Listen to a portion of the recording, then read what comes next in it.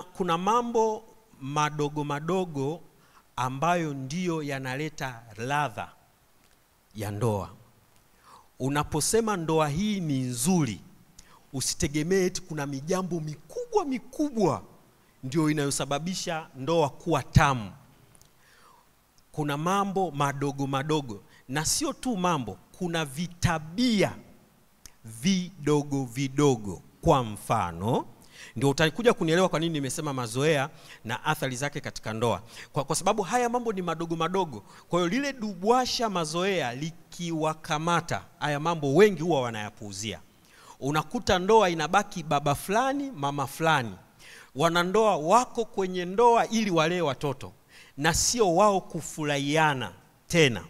Sasa ukifuatilia hiki kipindi kwa namna moja ama nyingine, tunaweza tukakusaidia na sisi tutashare experience ya kwetu.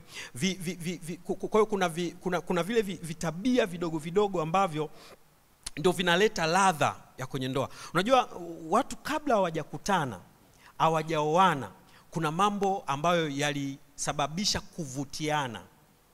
Kipindi wana date, either walikuwa kwenye chumba miaka miwili, mwaka mmoja, yani kuna vitu kila mmoja aliviadimaya kwa mwenzake. Na usipoangalia, hivyo ndivyo vilivyomfanya mwenzako afanye maamuzi ya kukuoa.